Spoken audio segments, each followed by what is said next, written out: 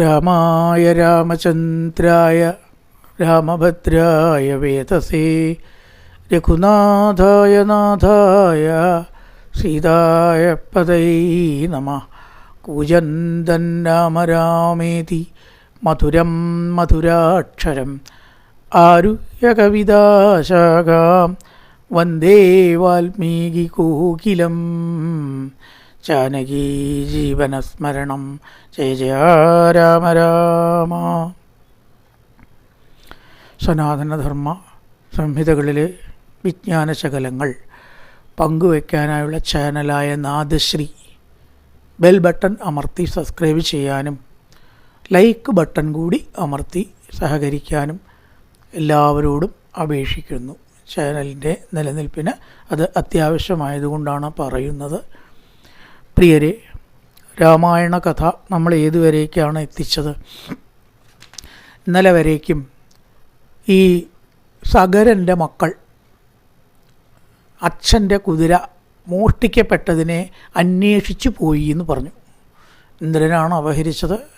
കൊണ്ടുപോയിട്ട് കപിലവാസുദേവൻ്റെ അടുത്ത് നിർത്തി കപിലവാസുദേവനെ കള്ളനാക്കാൻ. തൊണ്ടി കണ്ട അയാളാണ് കള്ളനെന്ന് നിശ്ചയിച്ചോളും.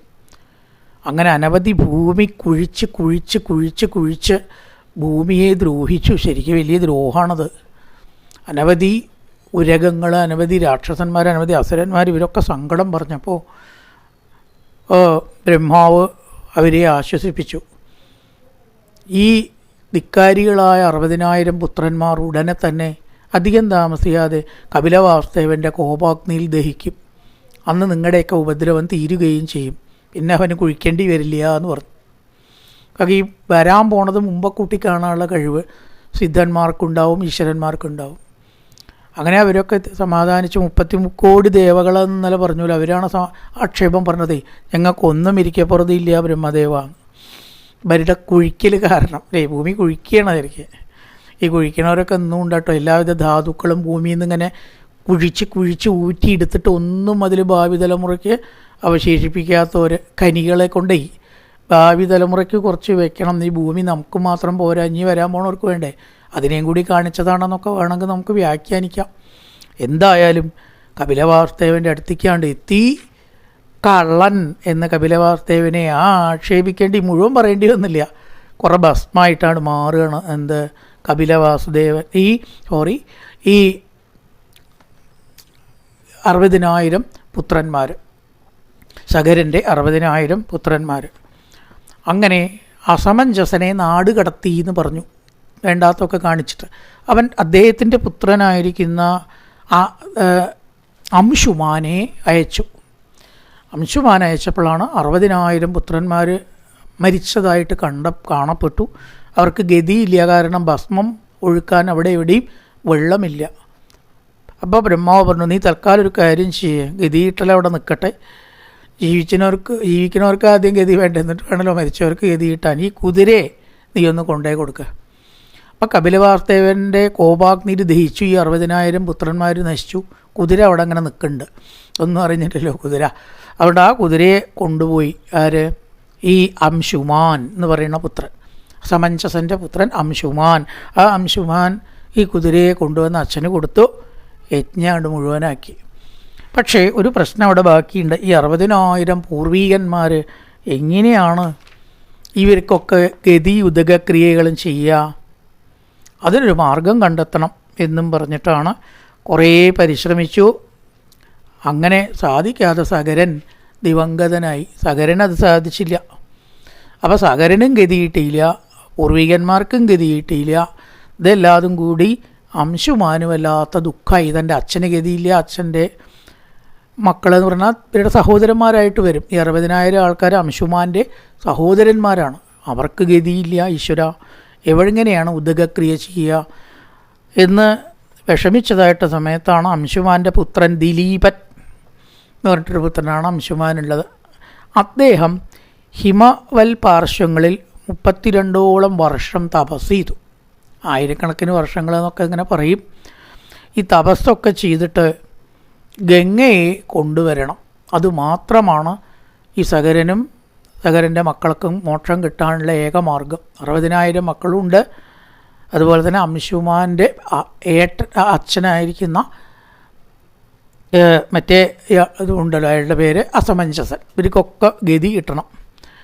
അങ്ങനെ അംശുമാനും മരിച്ചു. അംശുമാനും ഗതി കിട്ടാതായി. ദിലീപനാണ് തപസ്സനുഷ്ഠിച്ച് ഇവർക്ക് ഗതി കിട്ടാൻ വേണ്ടി ശ്രമിക്കുന്നത്, അംശുമാന് ഗതി കിട്ടാൻ വേണ്ടി നോക്കുന്നത്. ആ ദിലീപൻ ഹിമവൽ പാർശ്വത്തിൽ തപസ് ചെയ്ത് എന്തിനു വേണ്ടിയിട്ട്? ഗംഗയെ ആവാഹിച്ച് കൊണ്ടുവരികയാണെങ്കിൽ അവിടെ എല്ലാം സമൃദ്ധമായിട്ട് വെള്ളം കിട്ടും.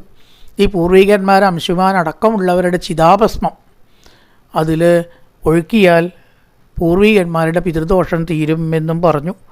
പക്ഷേ അംശുമാൻ്റെ പുത്രനായിരിക്കുന്ന ദിലീപൻ അതിന് സാധിച്ചില്ല. ദിലീപൻ തപസ് ചെയ്തു എന്നല്ലാണ്ട് ഒന്നും കഴിഞ്ഞില്ല. അംശുമാനും മരിച്ചു, പുത്രനായിരിക്കുന്ന ദിലീപനും മരിച്ചു. ആർക്കും തന്നെ ഇത് കഴിയാണ്ട് ദിലീപനൊരു പുത്രനുണ്ട്, ഭഗീരഥൻ. സമഞ്ജസൻ്റെ പുത്രൻ അംശുമാൻ, അംശുമാൻ്റെ പുത്രൻ ദിലീപൻ, ദിലീപൻ്റെ പുത്രൻ ആണ് ഭഗീരഥൻ. അദ്ദേഹത്തിന് ഈ ഗംഗയെ ഒഴുക്കാൻ സാധിച്ചു. അതാണ് ഭഗീരഥ പ്രയത്നം എന്നൊക്കെ പറയണത്. അപ്പോൾ ആ കഥ വിസ്തരിച്ച് പറയുകയാണ് വിശ്വാമിത്രൻ. ഭഗീരഥൻ പരമധാർമ്മികനാണ്. തൻ്റെ പൂർവികന്മാർക്കൊക്കെ എന്തായാലും ഗതി ഉദകക്രിയകൾ കിട്ടണം, ഗതി ചെയ്യണം, ഉദകക്രിയ ചെയ്യണം, ഗതി നൽകണം എന്ന് അദ്ദേഹം വിചാരിച്ചു. ഗോകർണത്ത് തപസ്സനുഷ്ഠിച്ചു. ഗോകർണമൊക്കെ ഒരു പുണ്യസ്ഥലമാണ് അല്ലേ? നമ്മളൊക്കെ ഈ തീർത്ഥയാത്രയ്ക്കൊക്കെ പോകുമ്പോൾ ഗോകർണം പോകാറുണ്ട്. പല ദിക്കിലും പോണ കൂട്ടത്തിൽ പ്രധാന സ്ഥലമാണ് ഈ ഗോകർണം. അവിടെ സമുദ്രത്തിൽ സ്നാനം ചെയ്താൽ പിതൃക്കൾക്കൊക്കെ മോക്ഷം കിട്ടുന്ന പറയുക. അപ്പോൾ ഒരു വിശിഷ്ട സ്ഥലമാണ് എന്ത്? ഗോകർണം. എന്നാൽ അവിടെ അയക്കളാൻ തപസ് എന്നും പറഞ്ഞ് പഞ്ചാഗ്നി മധ്യത്തിൽ തപസ് ചെയ്തു എന്നാണ്. പഞ്ചാഗ്നി മധ്യത്തിൽ എന്നൊക്കെ പറഞ്ഞാൽ ചൂട് സഹിച്ചിട്ടുള്ള തപസ്സാണ്. 1000 കൊല്ലം ഭഗീരഥൻ ഗംഗയെ ഒന്നൊഴുക്കാൻ പറ്റുമോ എന്ന ആഗ്രഹത്താൽ തപസ്സനുഷ്ഠിച്ചു. ബ്രഹ്മാവ് പ്രത്യക്ഷമായി. ഭഗീരഥ, എന്താണ് നിനക്ക് വരം വേണ്ടത് എന്ന് ചോദിച്ചു. പിതാമഹ ബ്രഹ്മദേവ, എൻ്റെ അച്ഛനായിരിക്കുന്ന ദിലീപനും ദിലീപൻ്റെ അച്ഛനായിരിക്കുന്ന അംശുമാനും അതുപോലെ തന്നെ 60,000 എൻ്റെ പൂർവികന്മാർ, ഇവർക്കൊന്നും ഗതി കിട്ടിയിട്ടില്ല, അസമഞ്ജസനടക്കം. അപ്പോൾ ദിലീപനും അതുപോലെ തന്നെ അംശുമാനും 60,000 ഇവരുടെ സഹോദരന്മാർക്കും മുക്തി കിട്ടണം. അംശുമാൻ്റെ അതിന് ഗംഗയെ ഒഴുക്കണം. അതാണ് ഇപ്പം എൻ്റെ വരം, അതാണ് എനിക്ക് വരം വേണ്ടത് എന്ന്. അപ്പോൾ ബ്രഹ്മാവ് പറഞ്ഞു, അത് നിനക്ക് സാധിക്കും. ഞാനല്ലേ പറയണ തഥാസ്തു, അങ്ങനെ ആവട്ടെ. ഗംഗയെ ഒഴുക്കാനും അതുമൂലം നിൻ്റെ പിതൃക്കൾക്ക് ഗതി കൊടുക്കാനും എന്നല്ല, അനവധി ആളുകൾക്ക് ഈ ഗംഗയുടെ പ്രവാഹം ഉപകാരമായിട്ട് തീരും. അനവധി ആത്മാക്കളാണ് ഇനി അതിൽ സ്നാനം ചെയ്തിട്ട് പുണ്യം നേടാൻ പോണത് എന്നും പറഞ്ഞ് ബ്രഹ്മാവ് ആകാശത്തേക്ക് മറഞ്ഞു. അപ്പോൾ ഈ ദിലീപൻ ഭഗീരഥൻ തപസ് ആരംഭിച്ചു.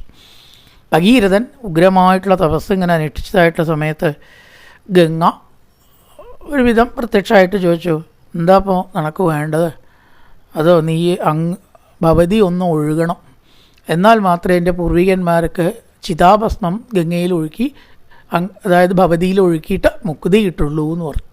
അപ്പോൾ ഗംഗ ചോദിച്ചു, ഞാൻ ഒഴുകാൻ തുടങ്ങിയാൽ ചില്ലറ ഗതിയിലുള്ള ഒഴുക്കൊന്നും ആവില്ല. ഈ ഭാരതം മുഴുവൻ വെള്ളത്തിൽ മുങ്ങും, ഭൂമി തന്നെ ഇടയ്ക്ക് മുങ്ങിയെന്നും വരും. അപ്പോൾ എൻ്റെ പതന വേഗം ഒന്നിങ്ങനെ തടുക്കണം, ഒരു ബാക്കി മാത്രമേ ഒഴുകാൻ പാടൂ. ഭാഗികമായിട്ട് അതിനെ വഹിക്കാൻ ഒരാളെ കണ്ടെത്തണം, എന്നാൽ ഞാൻ ഒഴുകാം, എനിക്ക് വിരോധമൊന്നുമില്ല. അല്ലെങ്കിൽ പിന്നെ നീയും ഉണ്ടാവില്ല, ഈ ഭൂമി ഉണ്ടാവില്ല. ഇനി മാർഗമുണ്ടോ ചോദിച്ചു. അപ്പോൾ ബ്രഹ്മാവിനോട് തന്നെ ചോദിച്ചു, ഇങ്ങനെയാണല്ലോ ഗംഗാദേവി പറയണത്, ഈശ്വര, ഇപ്പം ഇത് ശിരസിൽ വഹിക്കാൻ ആരെയും കിട്ടുക? ബ്രഹ്മാവ് പറഞ്ഞു, ഞാൻ കൂട്ടിയാൽ പറ്റില്ല, കഴുതെ കുറച്ചൊന്നുമല്ല ഗംഗയുടെ പ്രവാഹം. ഇവിടെ പോയി നോക്കിയാൽ അപാര പ്രവാഹമാണ്. ഒരു കാര്യം ചെയ്യേ ഭഗീരഥ, ശിവനെ തപസ് ചെയ്യേ, ചിലപ്പോൾ അദ്ദേഹം വിചാരിച്ചാൽ മാർഗം ഉണ്ടാവും. ആര് വിചാരിച്ചാലും മാർഗമില്ലാത്തതിനൊക്കെ പരമേശ്വരൻ ചിലപ്പോൾ ഇല്ലേ, കാളകൂട വിഷം കഴിക്കാൻ വിഷ്ണുവിനെയും കൂടിയും കിട്ടിയില്ലേ പാലാഴി കിടഞ്ഞപ്പോൾ? ആരെങ്കിലും കിട്ടിയോ? ഇങ്ങോട്ട് തരൂ, ഞാൻ ശരിയാക്കി തരാമെന്ന് പറഞ്ഞാൽ ആരാ ശരിയാക്കിയേ? മഹാദേവനാണ് അല്ലേ? ഏറെ മഹാദേവ എന്ന് പറഞ്ഞിട്ട് എല്ലാവരും കരഞ്ഞു. ഈ വിഷം ഭൂമിയിൽ വീണാൽ എല്ലാവരും ഭസ്മാവും. അങ്ങനത്തെ വിഷമാണ് ഈ പാലാഴി കിടഞ്ഞപ്പോഴേ.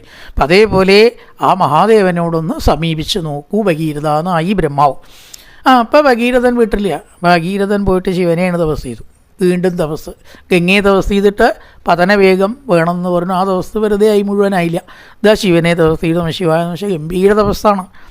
ഉമാപതി പ്രത്യക്ഷമായി. എന്താ ഭഗീരഥ അപ്പം എന്നെ തപസ് ചെയ്യാൻ? ഇതാ ഗംഗാദേവി ഒഴുകുകയാണെങ്കിൽ ഭൂമി മുഴുവനെ വെള്ളത്തിൽ മുങ്ങിയാൽ പറ്റില്ലല്ലോ. നമുക്കൊക്കെ ജീവിച്ചിരിക്കണം എന്ന് വിചാരിച്ചിട്ട് ആ തർപ്പണം ചെയ്യണം, അല്ലാണ്ട് നമ്മളൊക്കെ മരിക്കണം എന്ന് വിചാരിച്ചിട്ടല്ല. അപ്പോൾ നമ്മളൊക്കെയും ജീവിക്കാൻ പറ്റാത്ത അവസ്ഥ വരില്ലേ മഹാദേവ? ഗംഗയുടെ ഒരു ഭാഗം അങ്ങ് വഹിച്ചിട്ട് ബാക്കി ഈ ഭൂമിയിലേക്ക് വിട്ടു തരാൻ പറ്റുമോ എന്ന് ചോദിച്ചു. ആവാം. എന്താ ഈ തപസ് ചെയ്യണവർ ചോദിച്ചാൽ അതിനല്ലേ ഞാനൊക്കെ നിൽക്കണം. ശിവൻ അത്രയല്ലേ. പിന്നെ അന്ന് കണ്ടില്ലേ, കുട്ടികൾ വേണ്ട പറഞ്ഞ് പോകണ്ട. കുറച്ച് കഴിയുമ്പോൾ അവരുണ്ട് കുട്ടികൾ വേണം ഭഗവാനെ, ദേവസേന ആയിക്കോട്ടെ. ഇങ്ങനെ വിട്ടുവീഴ്ചയില്ലൊരു ദേവനെ, എന്നിട്ടാണ് നമ്മൾ ദേഷ്യത്തിൻ്റെ ദേവനാണ് ശിവനാമം അധികം ചോദിക്കേണ്ട കേട്ടോ. അങ്ങ് നല്ല അർത്ഥമുണ്ടോ ആലോചിച്ചു. ശിവനെ പോലെ ഇങ്ങനെ കാരുണ്യമുള്ള എന്തേ ഭക്തന്മാർ ചോദിച്ചാൽ കുറച്ച് കഴിഞ്ഞ് വേറെ വിപരീതം ചോദിച്ചാൽ അതും കൊടുക്കും. ഇപ്പം ഞാൻ എന്താ വേണ്ടത്? ഗംഗയെ ശിരസിൽ വഹിക്കണം. അത്രയിലേ വേണ്ടൂ. ആയിക്കോളാം. നീ ആദ്യം പോയിട്ട് ഗംഗയെ വീണ്ടും തപസ് ചെയ്യേ. ആദ്യം ഗംഗ ഒഴുകിയിട്ട് വേണമല്ലോ ഞാൻ വഹിക്കേണ്ട വിഷയം. രണ്ടാമത് ഗംഗയെ തപസ് ചെയ്തു. രണ്ടാമത്തെ ദിവസം ആദ്യം തപസ് ചെയ്തിട്ടാണ് പതനവേഗം താങ്ങാൻ പറ്റില്ല എന്ന് പറഞ്ഞത്. രണ്ടാമത് തപസ് ചെയ്തപ്പോൾ ലക്ഷ്യമുണ്ട്. ശിവൻ താങ്ങാമെന്ന് സമ്മതിച്ചിരിക്കുന്നു. അനുവാദം വാങ്ങി ഓർഡർ കയ്യിൽ വെച്ചിട്ടുണ്ട്. എന്നിട്ടാണ് രണ്ടാമത്തെ ഗംഗയുള്ള ദിവസം. രണ്ടാമത് ഗംഗയെ തപസ് ചെയ്തപ്പോൾ അതാ പ്രത്യക്ഷമായി. ആരെ കിട്ടിയേ? ഭഗീരഥ. സർവേശ്വരനായിരിക്കുന്ന മഹാദേവൻ. അത് സത്യമായിരിക്കും. കാരണം മഹാദേവനല്ലാണ്ട് എൻ്റെ പതനവേഗം താങ്ങാൻ ആർക്കും സാധിക്കില്ല എന്നങ്ങനെ പറഞ്ഞ് ഗംഗ ദാ കട്ടപ്പെട്ടാണില്ലേ, നമ്മൾ ഈ ടാങ്കൊക്കെ ഓവർഫ്ലോ ചെയ്യുക ശബ്ദത്തോട് കൂടിയിട്ട് വെള്ളം കിട്ട് ചാടില്ലേ, എന്ന പോലെ വെള്ളം കിട്ട് വന്നപ്പോൾ മഹാദേവൻ ശിരസാണ്ട് കാണിച്ചു കൊടുത്തു. ആ വെള്ളം മുഴുവൻ എവിടെയാണ് വീണതറിയോ? ശിവൻ്റെ ആ ജടയുടെ മുകളിൽ കൂടെയാണ്. അതുകൊണ്ട് ആർക്കും വലിയ അബദ്ധം ഉണ്ടായില്ല. മഹാദേവൻ എന്തും സഹിക്കും, താങ്ങും. അന്ന് മുതൽക്ക് ശിവൻ ഗംഗാധരനായി. ഗംഗാധരൻ എന്നുള്ള പേരില്ല കേട്ടോ ശിവൻ അതുവരെ. എപ്പോൾ ഈ പതനവേഗത്തെ താങ്ങിയോ അല്ലേ, രണ്ടാമത് തപസ് ചെയ്തിട്ടാണ് പതനവേഗം ഉണ്ടായത്. അതൊക്കെ ഇങ്ങോട്ട് താങ്ങി ഗംഗ ശിരസിൽ കൂടെ അങ്ങോട്ട് ഒഴുകിയപ്പോൾ ഗംഗയ്ക്ക് ഒരു അഹങ്കാരം. ഈ മഹാദേവനെ അങ്ങോട്ട് പാതാളത്തിലേക്കാണ് കൊണ്ടുപോയാലോ, എൻ്റെ പതനവേഗം തടയാറായോ? അഹങ്കാരം വേണ്ടാത്ത സമയത്താണ് തോന്നണത്. അപ്പോൾ മഹാദേവന് എന്ത് ചെയ്താ, എന്നോടാ കളി, എന്നെ നിനക്ക് പാതാളത്തിലേക്ക് കൊണ്ടുപോകണം അല്ലേ? പറ്റില്ല. ഒരു കാര്യം ചെയ്യാം, എൻ്റെ ഒഴുക്ക് ഇപ്പം ഞാൻ തടയുകയാണ്. നീ എവിടേക്കാണ് ഒഴുകുക? ഞാൻ വിചാരിക്കാണ്ട് നീ ഒഴുകുമോ നിൽക്കുമെന്ന് കാണണമല്ലോ. ഒരൊറ്റ സങ്കല്പം ഭഗവാൻ ആ ജടയിൽ ഗംഗയെ അങ്ങോട്ട് ഒതുക്കി. ഇവിടുന്ന് അങ്ങോട്ട് ഒരടി വെക്കണമെങ്കിൽ ബസ്സൊക്കെ തട്ടുത്താ പറയില്ല, ഇവിടുന്ന് ഒരു അടി പോണച്ചാൽ ഞങ്ങൾ പറഞ്ഞത് സമ്മതിക്കണമെന്ന്. ഇനി ഇവിടുന്ന് ഒരടി ഒഴുകണമെങ്കിൽ എന്നെ പാതാളത്തിലേക്ക് കൊണ്ടുപോകാൻ നിൻ്റെ ചെയ്ത ഉദ്ദേശം തെറ്റാണെന്ന് സമ്മതിക്കണം. എന്നെ കൊണ്ടുപോയി പാതാളത്തിലേക്ക്. അവിടെ നിൽക്കുക എന്നാന്ന് പറഞ്ഞു ഭഗവാൻ. ഗംഗയ്ക്ക് നിവൃത്തിയില്ല, അവിടെ നിന്നു. ഒരു ഇഞ്ച് മുന്നോട്ട് പോകാൻ പറ്റണ്ടേ? അപ്പോൾ വേഗം എന്ത് ചെയ്തു? ബിന്ദു സരസ് എന്നും പറഞ്ഞിട്ടൊരു സ്ഥലമുണ്ട്. അവിടെ ബദരീനാഥിൽ തപ്തകുണ്ടം എന്ന് പറഞ്ഞിട്ടുള്ള സ്ഥലത്തിനടുത്താണ് ഈ ബിന്ദു സരസ് വരിക. തപ്തകുണ്ടം എന്ന് പറയുക, അവിടെ ഇങ്ങോട്ട് ഒതുക്കണം ഈ ഗംഗയെ. അപ്പോൾ ഭഗീരഥൻ എത്ര പ്രാവശ്യം തപസ് ചെയ്യണം ആലോചിച്ച് നോക്കൂ. ഒരിക്കലും തപസ് ചെയ്തു, പതനം വഹിക്കാൻ ഗംഗയെ തപസ് ചെയ്തു. ആദ്യം ശിവനെ തപസ് ചെയ്തു, പിന്നെ വീണ്ടും ഗംഗയെ തപസ് ചെയ്തു. പിന്നെ ഇതാ ഇപ്പം അവിടെ തടഞ്ഞു ശിവൻ. തടഞ്ഞപ്പോൾ വീണ്ടും തപസ് ചെയ്തു. തപസ് അതാണ് ഭഗീരഥ പ്രയത്നം. തപസ് അന്വേഷിച്ചപ്പോൾ മഹാദേവൻ ചോദിച്ചു എന്താ വേണ്ടതെന്ന്. അങ്ങ് തപസ് ചെയ്തിട്ടല്ലേ ഇപ്പം അത് ഗംഗ ഒഴുകിയത്, ഇങ്ങനെ തടഞ്ഞപ്പോൾ ഈ ഇതുകൊണ്ടൊക്കെ എന്താ കാര്യം? അതിനെ ഒന്ന് ഒഴുക്കാൻ കാരുണ്യം ഉണ്ടാവണം. ആയിക്കോട്ടെ, ഗംഗ ഒഴുകാൻ തുടങ്ങുകയാണ്. എന്നിട്ടോ 7 കൈവഴികളായിട്ടാണ് ഒഴുക്കാൻ തുടങ്ങി ശിവൻ എന്ന് പറയുകയാണ്. അതിന് 3 കൈവഴിക്കാണ് ഹ്ലാദിനി, പാപിനി, നളിനി. കിഴക്ക് ഭാഗത്തുള്ള ആ കൈവഴികൾക്കാണ് അത്രേ പറയുക, ഹ്ലാദിനി, പാപിനി, നളിനി. പടിഞ്ഞാറോട്ടുമുണ്ട് ഒരു 7 കൈവഴികൾ എന്ന് പറയും. ഇതിൻ്റെ ഉപവിഭാഗങ്ങളായിട്ട് ഒഴുകണ നദി അത് സുചക്ഷുഷ്, സീത, അതേപോലെ സിന്ധുര എന്നും പറഞ്ഞ 3. അപ്പം 3 3 6 ഈ 6 എണ്ണം കൈവഴികളായിട്ട് ഒഴുകി. 7ാമത്തെ ആവട്ടെ ഈ ഭഗീരഥൻ്റെ പിന്നാലെ അനുഗമിക്കാം എന്നാക്കി ശിവൻ വ്യവസ്ഥയുണ്ടാക്കി. അപ്പോൾ ഭഗീരഥൻ മുന്നിൽ നടന്നു. 7ാമത്തെ ആ കൈവഴി ഭഗീരഥനെ തുടർന്ന് ഒഴുകാൻ ഇങ്ങനെ തുടങ്ങി. ആ ഒഴുക്കിനെയൊക്കെ വാൽമീകി രാമായണത്തിലുള്ള വർണ്ണന കണ്ടാൽ മുമ്പ് കൂടെ ഇങ്ങനെ ഒഴുകുകയാണെന്ന് തോന്നും. ഇത്ര ശ്ലോകങ്ങളറിയോ? വെള്ളം പരന്ന് പരന്ന് പരന്ന് പരന്ന് പരന്ന് നല്ല വെള്ള നിറത്തിൽ പതയായിട്ടും ആമ, മത്സ്യം, മറ്റ് രീതിയിലുള്ള ആളുകൾ, ഉരകങ്ങൾ ഇല്ലേ, അത് ഒക്കെ ഉണ്ടതിലേ. വെള്ളം ചില്ലറ സംഗതിയൊന്നുമല്ല.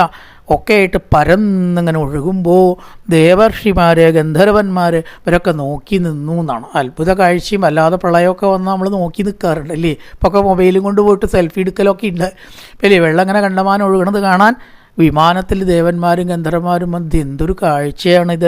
ഇതുവരെ അവർ ജീവിതത്തിൽ കണ്ടിട്ടില്ല. ചിലർ ആനയുടെ മുകളിൽ കയറി, ചിലർ കുതിരയുടെ മുകളിൽ കയറി, ചിലർ വിമാനത്തിൽ കയറി. സുഖമായിട്ട് പ്രളയം കാണാമല്ലോ വിമാനത്തിലിരുന്നിട്ട്. അങ്ങനെ കണ്ടു നിൽക്കാൻ വലിയൊരു കാഴ്ചക്കാർ ഇവിടെ വന്നു, ദേവന്മാരടക്കമുള്ളവർ എന്നാണ്. ജലം ഇങ്ങനെ തമ്മിൽ കൂട്ടിമുട്ടി ഇങ്ങനെ പതഞ്ഞ്, എന്താ വർണ്ണന നോക്കും, മുമ്പിൽ ഇങ്ങനെ കാണുക തോന്നും അല്ലേ. കൂട്ടിമുട്ടി പതഞ്ഞ് മേപ്പെട്ട് വെള്ളത്തുള്ളികളൊക്കെ ചെതറി ആ ഗംഗ അതിശക്തിയായിട്ട് ഇങ്ങോട്ട് ഒഴുകിയപ്പോൾ ഏതിയത് പോയത്, ജന്നു മഹർഷി തപസ് ചെയ്യുന്ന സ്ഥലത്ത് കൂടെ ഇങ്ങനെ പോവുകയാണ്. കുറച്ച് കഴിഞ്ഞപ്പോൾ ജന്നു മഹർഷി ഇങ്ങോട്ട് ഒഴുകാൻ തുടങ്ങി. യാഗം ചെയ്യുകയാണ് അദ്ദേഹം. യാഗം ചെയ്യുന്നിടത്ത് കൂടെ ഈ വെള്ളം വല്ലാതെ വന്നിട്ട് ഉപദ്രവിച്ചപ്പോൾ ജന്നു മഹർഷിക്ക് ദേഷ്യം വന്നു. അതിജയപ്രസംഗി, എൻ്റെ തപസ്സും യാഗവും മുടക്കാറായോ, നീയായിട്ടുള്ളൊരു നദി കാണിച്ചു തരാമെന്നും പറഞ്ഞിട്ട് ആ നദിയെ അങ്ങോട്ട് വായിലാക്കി കുടിക്കുകയാണ്. പണ്ട് ഈ അഗസ്ത്യൻ സമുദ്രത്തെ കയ്യിലാക്കി കുടിച്ചു എന്ന് കേട്ടിട്ടുണ്ട്. സമുദ്രത്തേക്ക് തീർത്ഥം തേക്കുന്ന പോലെ ആക്കി കുടിച്ചപ്പോൾ പണ്ട് അതിനൊക്കെ ശക്തിയുള്ള തപസ്തികൾ നമ്മുടെ ഭാരതത്തിലുണ്ടായിരുന്നു. ഈ പുറമേ കാണുന്ന ശക്തികളല്ല, നമുക്ക് ചിന്തിക്കാൻ പോലും പറ്റാത്ത കാര്യങ്ങൾ നടത്തുന്നവർ പണ്ടുണ്ടായിരുന്നു. ജന്നു മഹർഷി ഇത്രയൊക്കെ വിശദമായിട്ട് ഒഴുകിയ ഗംഗയെ തൻ്റെ വായിലാക്കി അകത്തേക്കാണ് കുടിച്ചു. അതോട് കൂടിയിട്ട് ഭഗീരഥൻ വീണ്ടും കഷ്ടത്തിലായി. ഒന്ന് ആലോചിച്ച് നോക്കൂ, എത്രയൊക്കെ പ്രശ്നങ്ങളാണ് ഈശ്വര. ഇനിയിപ്പോൾ എങ്ങനെയാണ് ജന്നുവിൻ്റെ ഉള്ളിൽ നിന്ന് ഈ ഗംഗയെ പുറത്തേക്ക് ഒഴുക്കുക? വേഗം ദേവന്മാരൊക്കെ വന്നിട്ട് അവിടെ സ്തുതിച്ചു. ആ ഭഗീരഥൻ തപസ് ചെയ്തിട്ട് വല്ലാതെ ക്ഷീണിച്ചിരിക്കണു. എങ്ങനെയെങ്കിലും ജന്നു മഹർഷേ, അങ്ങയുടെ ഉള്ളിൽ ഒതുക്കിയിട്ടുള്ള ഈ ഗംഗയെ ഒന്ന് പുറത്തേക്ക് വിടണം. ഞങ്ങളൊക്കെ കൂടിയിട്ട് 30 കോടി പറഞ്ഞില്ലേ ദേവകൾ അപേക്ഷിക്കുകയാണ്. ആ പാവത്തിന് തപസ് ചെയ്യാനും കൂടി വയ്യാണ്ടായിരിക്കണു. എന്തിനാ വെറുതെ ഇങ്ങനെ ഭഗീരഥനെ ബുദ്ധിമുട്ടിക്കണം? ഒന്ന് ഈ ഗംഗയെ വിട്ടൂടെ എന്നങ്ങനെ ചോദിച്ചപ്പോൾ ജന്നു മഹർഷിക്കും കാരുണ്യൻ്റെ ഉള്ളിലേ ദുഷ്ടനൊന്നുമല്ല, നല്ല ശക്തിയൊന്ന് കാണിച്ചു കൊടുത്തു. ഇത്രയേ ഉള്ളൂ. ആയിക്കോട്ടെ, ഞാൻ ഒഴുക്കാട്ടോ എന്നും പറഞ്ഞ് ചെവിയിൽ കൂടെ ഈ ഗംഗയെ വിട്ടു. അതുകൊണ്ട് ജാഹ്നവി ജന്നു മഹർഷിയുടെ മകൾ എന്ന സ്ഥാനം ഈ ഗംഗയ്ക്ക് കിട്ടിയതുകൊണ്ടാണ് ജാഹ്നവി എന്ന പേര് ഉണ്ടായത്. അപ്പോൾ നദിക്ക് ഒഴുകാൻ സാങ്ഷൻ കിട്ടിയില്ലേ, സിഗ്നലൊക്കെ കിട്ടിയ പോലെ തടഞ്ഞു വെച്ച ഗംഗ ജന്നു മഹർഷി സിഗ്നൽ കൊടുത്തപ്പോൾ വീണ്ടും ഓടാൻ തുടങ്ങി. അങ്ങനെ പാതാളത്തിലേക്ക് ഒരു ഭാഗം പ്രവേശിച്ചു, ഒരു ഭാഗം സാഗരത്തിലേക്കും പ്രവേശിച്ചു എന്ന് പറയാം. നദിയിലേക്ക് പോയി സാഗരത്തിൽ പ്രവേശിച്ചോ, ധാരാളം സമൃദ്ധമായിട്ടുള്ള ജലം കിട്ടി. ആ ജലം കൊണ്ട് 60,000 ഈ പൂർവികന്മാർ മരിച്ചുപോയി എന്ന് പറഞ്ഞു കപിലവാസുദേവൻ്റെ കോപം, അവർക്ക് തർപ്പണം ചെയ്യണം. ഈ ഭസ്മത്തിൽ ഗംഗാജലം അങ്ങോട്ട് ഒഴുക്കി നനച്ചപ്പോൾ ആണ് ഈ ഭസ്മം ഒഴുക്കുക എന്നൊക്കെ പറഞ്ഞാൽ, ചിതാഭസ്മം ഒഴുക്കുക എന്നൊക്കെ പറഞ്ഞാൽ നമ്മൾ കളിയാക്കണ്ട. ഇതിനൊക്കെ ഒരുപാട് സങ്കല്പങ്ങളുണ്ട്. പുണ്യനദിയിൽ ഒഴുക്കിയാൽ ഏതോ ഒരു സ്ത്രീ കളിയാക്കി പറഞ്ഞു, ഞാൻ മരിച്ചാൽ എൻ്റെ ചിതാഭസ്മം ടോയ്ലറ്റ് ഇട്ട് ഫ്ലഷ് ചെയ്താൽ മതി. മരിച്ച ഭസ്മം ഇപ്പം എന്ത് ചെയ്താൽ എന്താ? നമ്മുടെ സനാതന ധർമ്മത്തിന് എതിരായിട്ട് ചോദ്യം ചെയ്തതാണത്. നിസ്സാരമായിട്ട് ഒരു വാക്കല്ല, അവർ പറഞ്ഞുകൊണ്ട് പ്രശ്നം ഉണ്ടായിട്ടല്ല. അവിടെ നിങ്ങളാരോ അല്ലെങ്കിൽ നമ്മളാരോ അത് പറയരുത്. ചിതാഭസ്മം പോലും അങ്ങനെയല്ല. നമുക്ക് ചില സങ്കല്പങ്ങളുണ്ട്. ചിതാഭസ്മം ഒഴുക്കുക വെച്ചാൽ അത് അങ്ങനെ തന്നെ ചെയ്യണം, പുണ്യനദിയിൽ ഒഴുക്കണം. അതാണ് ഇവിടെ കാണിക്കുന്നത്. നമ്മൾ എടുക്കേണ്ട കാര്യം ഇതിനൊന്ന് കളിയാക്കരുത് എന്നർത്ഥം. അല്ലെങ്കിൽ ഇത്രയൊക്കെ പണിപ്പെട്ടിട്ട് ഈ ചിതാഭസ്മം വെള്ളത്തിൽ ഒഴുക്കുമോ? ആലോചിച്ചോ. അതിന് കാര്യം ഉണ്ടാവുകൊണ്ടല്ലേ ആരെങ്കിലും വെറുതെ അധ്വാനിക്കും ഈ ലോകത്തിൽ? കാര്യത്തിന് തന്നെ അധ്വാനിക്കാൻ വയ്യ മനുഷ്യന്മാർക്ക് അല്ലേ? ഇത് എന്തിനാ പിന്നെ അധ്വാനിച്ചത്? അതിലൊക്കെ പരമമായ സത്യങ്ങളുണ്ടാവണം. അതാണ് നമ്മൾ എടുക്കേണ്ടതും പഠിക്കേണ്ടതും കേട്ടോ. കഥ അവിടെ നിൽക്കട്ടെ. എന്തായാലും ആ ബ്രഹ്മാവ് ഈ സാഗരം ഉള്ളിടത്തോളം കാലം നിങ്ങളൊക്കെ പ്രസിദ്ധരാവും. സഗരൻ്റെ പേര് സാഗരത്തിന് കിട്ടുകയും ചെയ്തു. നിങ്ങളെല്ലാ കാലത്തും ഭഗീരഥ നീ ഓർമ്മിക്കും. ഭാഗീരഥി എന്ന് ഈ ഗംഗയ്ക്ക് പേരും ഉണ്ടാവും. അപ്പോൾ ഗംഗയിലിടത്തോളം കാലം ആരെ ഓർക്കും? ഭഗീരഥനെ ഓർക്കും. നിൻ്റെ പൂർവികന്മാർ ആർക്കും കഴിയാത്ത, അംശുമാന് കഴിഞ്ഞില്ല, ദിലീപന് കഴിഞ്ഞില്ല അല്ലേ? ആ പ്രവൃത്തി നിനക്ക് സാധിച്ചു. ഉദകക്രിയ ചെയ്താലും എല്ലാ പൂർവികന്മാർക്കും സാധിക്കാത്ത ഉദകക്രിയ ചെയ്യാനായിട്ടുള്ള ഭാഗ്യം, അല്ലെങ്കിൽ അത് ചെയ്ത ആൾ എന്ന സൽപ്പേര് നിനക്കിതാ കിട്ടാനായിട്ട് പോകുന്നു. അങ്ങനെ അവർക്കൊക്കെ ഇങ്ങോട്ട് ചിതാഭസ്മം ഗംഗയിൽ ഒഴുക്കി. എല്ലാ പൂർവികന്മാർക്കും 60,000 മരിച്ചുപോയ ആൾക്കാരുണ്ട്. കൂടാതെ ദിലീപനുണ്ട്, അംശുമാനുണ്ട്, വേറൊരു കുരുത്തം കെട്ടവനുണ്ട്. ആരാ? അസമഞ്ജസൻ. അവൻ്റെ ആത്മാവുണ്ട് അല്ലേ? അവരൊന്നും പക്ഷഭേദം വിചാരിച്ചില്ല. ആര്? ഭഗീരഥൻ. എല്ലാവർക്കും സ്വർഗത്തിലേക്ക് പോകാനായിട്ട് സാധിച്ചു. ഇതാണ് ഗംഗയുടെ ആ ഒരു കഥ. ഇത്രയാണ് ഗംഗ ആനയനം, ഗംഗ അവതരണം എന്നൊക്കെ ഈ കഥയ്ക്ക് പേര്. ഇത് ഏതൊരാൾ കേൾക്കുന്നുവോ ആണ് അവർക്കൊക്കെ യശസ്, ആയുസ്, സമ്പത്ത്, ആരോഗ്യം, സന്താനമില്ലാത്തവർക്ക് സന്താനം എല്ലാം ഉണ്ടാവും. ഗംഗയുടെ കഥ കേട്ടാൽ ഇത്ര ഗുണം. അപ്പം ഗംഗയെ കുറിച്ച് എന്താവണം കഥ? അത്ര പുണ്യനദിയാണ് ഗംഗ. ആ ഗംഗയുടെ കഥ ഇങ്ങനെ ചിലർ പറയട്ടെ ചില കഥ ഉണ്ടാക്കിയിരിക്കണതേ. അപ്പോൾ ആ കഥകൾ കേട്ട് ഗംഗ ഗംഗ ഗംഗ എന്ന് പറഞ്ഞാൽ തന്നെ പാപം പോവും. അപ്പം അതിൽ കുളിച്ചാലും സ്നാനം ചെയ്താലും എല്ലാ പാപങ്ങളും തീരും. നമ്മുടെ പൂർവികന്മാർക്കൊക്കെ ഗതി കിട്ടും. പിതൃദോഷമോ മറ്റു ദോഷമോ പൂർവജന്മ പാപങ്ങളൊക്കെ നശിക്കാൻ ഗംഗാസ്നാനം അത്രയധികം വിശേഷമാണ് എന്ന് ഫലശ്രുതിയും പറഞ്ഞിട്ടാണ് വിശ്വാമിത്രൻ ഗംഗാവതരണം എന്ന കഥാഭാഗത്തെ അവസാനിപ്പിക്കുന്നത്, ഉപസംഹരിക്കുന്നത്. ഇനി വേറൊരു കഥയിലേക്കാണ്. ഇത് കഴിഞ്ഞു, ഗംഗയായിട്ട് ബന്ധപ്പെട്ട കഥയുണ്ട്. കഴിഞ്ഞ് എതിർച്ചയാ പാലാഴിമഥനുമായിട്ട് ബന്ധപ്പെട്ടൊരു കഥ. ഇല്ലേ, നമ്മുടെ രാമായണത്തിൽ ഈ പാലാഴിമഥനൊന്നും വരുന്നില്ല, അത് ഭാഗവതത്തിലല്ലേ. പക്ഷെ ഇവിടെ അങ്ങനെയില്ല. വിശ്വാമിത്രൻ പറഞ്ഞു കൊടുക്കുന്നതായിട്ട് പാലാഴി കടഞ്ഞ കഥയാണ് തുടർന്ന് അടുത്ത രീതിയിൽ രാമന് പറഞ്ഞു കൊടുക്കുന്നത്. മറ്റൊരു ഭാഗത്തിലാവാം. പൂർവൻ രാമതപോവനാധിഗമനം മത്വാ മൃഗങ്കാഞ്ചനം വൈദേഹീകരണം ജടായുമരണം സുഗ്രീവ സംഭാഷണം ബാലീ നിഗ്രഗണന്തമുത്തരണം ലങ്കാപുരീദാഹനം പശ്ചാത് രാവണ കുംഭകർണനിധനം ഏതത്യ രാമായണം രാമായ രാമഭദ്രായ രാമചന്ദ്രായ വേദസേ രഘുനാഥായ നാഥായ സീതായ പദൈ നമഃ. ജാനകീ ജീവനസ്മരണം ജയ ജയ രാമ രാമ.